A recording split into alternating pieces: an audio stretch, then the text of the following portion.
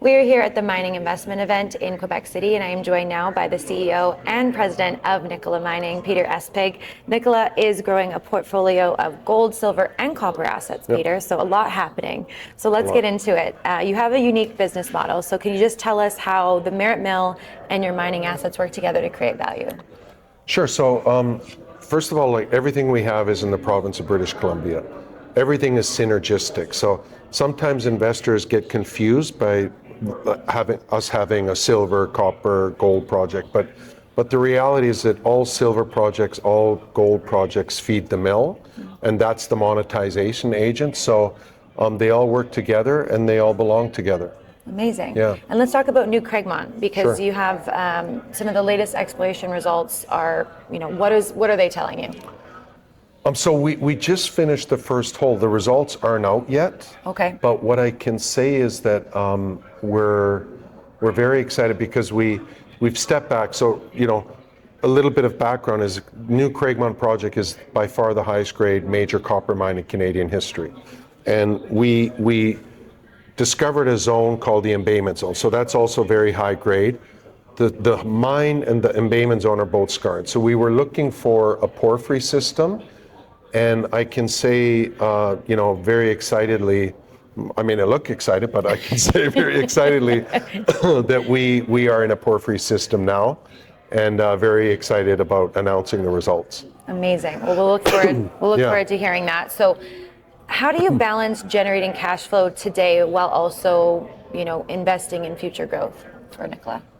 That's a great question. So I would actually almost flip back a question and say, well, how do you balance having no cash flow and trying to grow assets? So first of all, and there's a Japanese saying that I really love, that turkeys fly like eagles in typhoons. So when the market's hot, any project can raise money. There's a lot of liquidity. Nicola, it's our fiduciary duty to put the company in a position where we don't need to raise money. That's where the cash flow comes in. So we've been very prudent. We've done very few raises over the past decade. We're in a position now where we're operating cash flow positive. We'll continue, and especially when the Dominion project comes into production, we'll continue to accumulate more and more cash. We'll utilize the cash for acquisitions. Rather than issuing shares for acquisitions, it would be, or just shares, it would be a combination of both.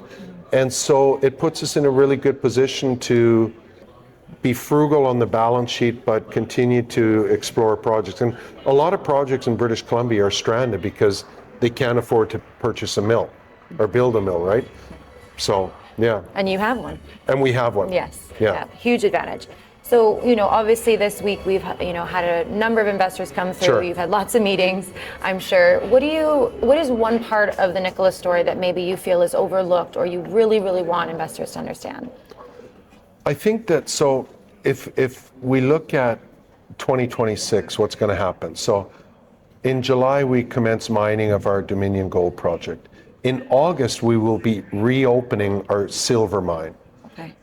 We are also looking at other staple and acquisitions. So people often say, well, you've got a lot going on. And it's actually, for us, it's pretty simple. We're just adding on cash flow to the mill. And so, if you have a taxi cab company and you have 10 cabs and you go to 20, it's still a cab company, you just have more vehicles. So for Nicola Mining, these assets, these acquisitions, these stapled on, they're just adding to the same thing. The story hasn't changed, it's just getting bigger, but it's the same story. Yeah, it's a good way to put it. It simplifies it.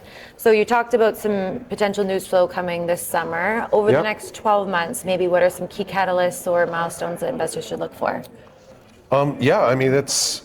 We've got a lot coming. So we commence mining at the Dominion Gold Project, which is incredibly high grade, in July. Okay. August, we will be opening the Treasure Mountain Silver Mine. September, we should be getting announced the drill results of the copper exploration that we've done. October, we should be announcing the exploration of the silver, because we're also doing exploration at the silver mine, which this is the first project of this scale that we've ever done at Treasure Mountain. and then we'll come out with earnings, and then so those are just the things that we see, but we continue to negotiate for new cabs or new projects.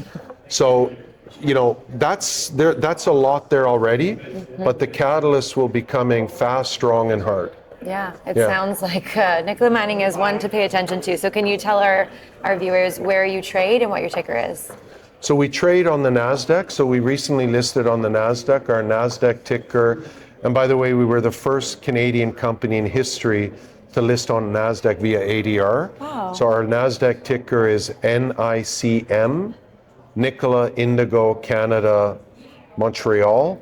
And our ticker we're in Quebec, so, and our ticker on the TSX Venture is NIM. Amazing. Thank you so much for sharing all that great insight with us, Peter. Thank you.